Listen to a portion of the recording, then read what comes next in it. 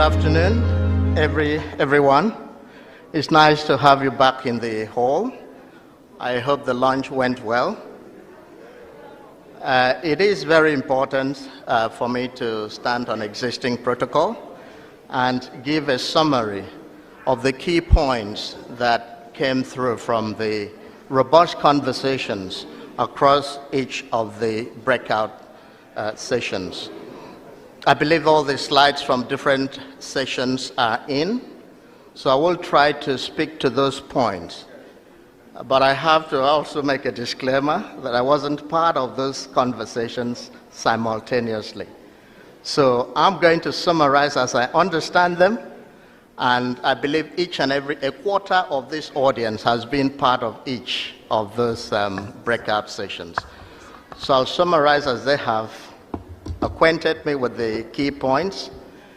But what is important to mention at this point is the fact that we went in with some ideas that would guide us as to the challenges.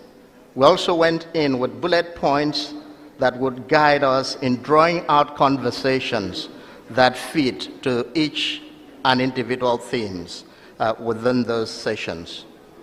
So the breakout session aimed to discuss the critical challenges faced by the Cassava value chain actors by outlining the reforms needed to address the challenges, also specifying technological approaches needed to improve productivity and income for the players, and identifying actions needed to eliminate fragmentation and improve coordinated investment within the sector. So those were the overarching guiding principles in exploring those different themes across different breakout sessions. I have to give credit to those who facilitated the breakout session. For the policy reform, we had Dr. Oluwole Towolawi, who is seated over there, to explore policy reform. We also had technological development and deployment in the Cassava sector, facilitated by Dr. Mercy Diobiru Ojo. Where is she? She facilitated that session. And then we have the sector coordination led by Dr. Emmanuel Ijewere. Everybody knows him, so he's seated over there. So thank you very much for facilitating robust conversations across each of those thematic groups. So now let's look at what we have, the slides coming through from each of those sessions, please. We also went in with the thought that it's always easy for the audience to go on exploring the issues and the challenges, the problems and the obstacles. So we limited ourselves to focusing on solutions, timelines and responsibility in exploring those challenges. However, it is important to understand the narrative for the challenges to be able to diffuse solutions for them. So on policy reforms, well, they took Ted Fund on their words in the opening remarks in terms of supporting R&D within the seed distribution systems, and also sensitization of existing policies and regulations to be intensified among the stakeholders. I listened to part of this conversation is basically about advocacy, which will come across in other conversations, in other sessions. Advocacy plays a very important part in terms of how every stakeholder within the Cassava value chain is aware of the challenges, the solutions, the policies and regulations within that ecosystem. The challenge is that farmers may not always be aware of government policy. They may always not be aware of what CBN is doing, targeting the sector. So the sector itself has to pull itself together in terms of understanding government policies that come together to impact on the activities of the value chain and allow every participant, stakeholder to be aware of them and how the sector puts in place. That will speak to the coordination as well, pulls itself together to target those issues using regulations.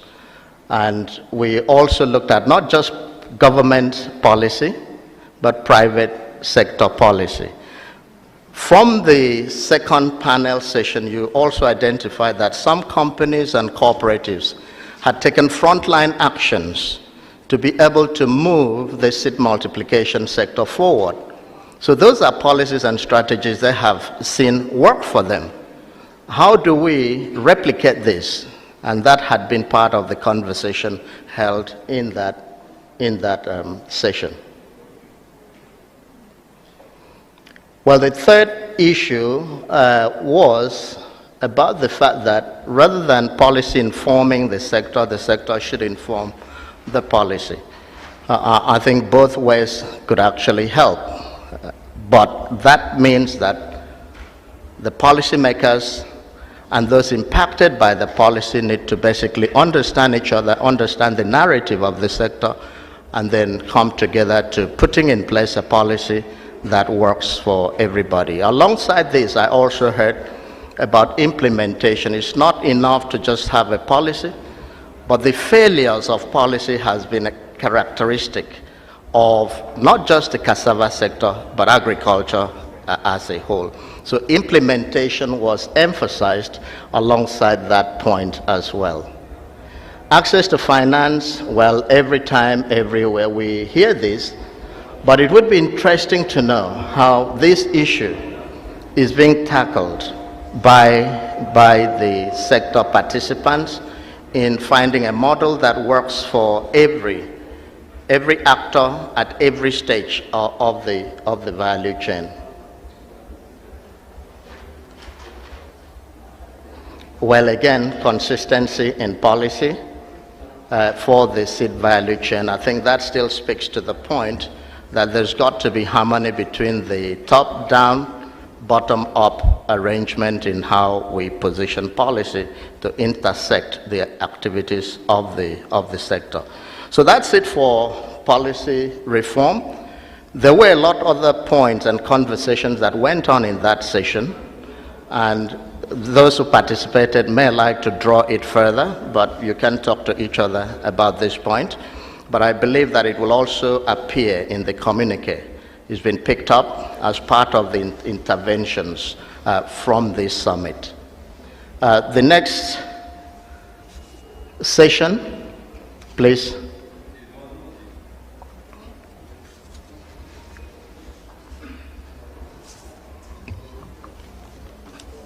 Okay, that's about technological development and deployment in the sector. Is that very clear to everybody, the slides? Okay. Well, the key conversation was about the yield of the sector. I heard some of those intervening talking about reaching 40 tons per hectare as a target, but we are currently on 9 tons per hectare. Hence, what are things that need to come together to ramp up, to improve the productivity of the sector? And one of those was still extension services investment, R&D investment, and also it was identified that farmers in the cassava value chain still look at the business of the sector as a casual engagement rather than having a much more business-focused perspective to the activities of the sector. Issue of data, remote surveillance to basically capture data was highlighted. And it is important, if we are going to progress within the sector, to be able to capture the real data that informs the policy, the strategy of private sector, the associations, the stakeholders, the cooperatives, and the government in using real data to basically arrive at the decisions and strategy that we develop for the sector. So remote surveillance and data collection is very important.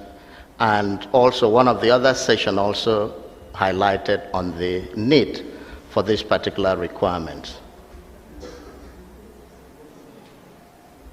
Land was also highlighted, also in policy reforms, but it also appears here on solution for land, access to land, that farmers should come as a cooperative. Well, not on this point, but in the other session, that farmers coming up as a cooperative and organizing themselves at the private sector level would make government and other entities recognize the seriousness of the sector, and that would inadvertently put pressure on government and traditional rulers to basically leverage on the farm needs for the sector. I'm just expanding this point on land, access to land, and tools for soil monitoring and other digital tools needed for the sector.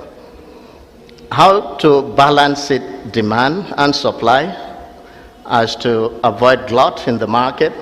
Farmers should adopt scheduled farming system so that supply will be staggered, hence avoiding glut. A need for an investment forum to bring together technology professionals, seed experts and donors to a vehicle to manage this issue. My sensing is that the sector needs to pull itself together. I heard it said in another session again and again that it's left for the private sector to bring about the transformation they need if the sector has to move forward, and not excessively rely on government. And somebody actually said we always talk about enabling environment, but a lot of people have different understanding of what that means. And sometimes we may not clearly understand what we expect from government, but the sensing from this conversation is that the sector needs to really pull itself together, understand its needs, and then that will put pressure on other policymakers to come into this space. The next session slides, please. Thank you very much.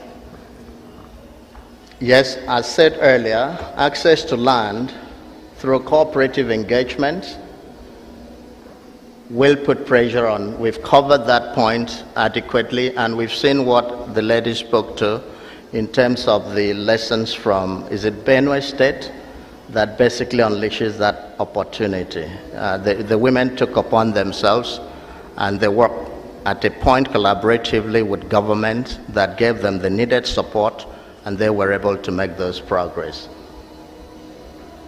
Advocacy was also highlighted to amplify the benefits from the sectors and draw more partners. So it's a matter of more people knowing the benefits in investing in the seed sector. So the sector itself has to do a lot of work in snowballing more participants into the activities of the sector. Proper seed regulation led by national agency to basically lead to improvements in seed, deployment of R&D. The point from that the key point from that is basically harmonizing the research and development apparatus from wherever it comes from across the sector in a way that it informs the production level activity and industrial level activity, so that the sector speaks to the coordination or vertical or horizontal coordination, so that the sector then understands the language. The industrial operators need a particular type of raw material. The production level needs to also key into that sensibility to satisfy the raw material for vertical coordination. Again, data collection from the sector will assist in pulling sector results, outcomes, and achievements together. So I think that basically draws the curtain on the key highlights from the sessions. I may have missed some of the points, and you were participants in that group. That still goes towards enriching the outcome of the robust conversations that went on. We can keep interacting with each other, and I don't know whether to ask for audience comments, observation, or key point I might have missed out. That depends on how much time I have for my session.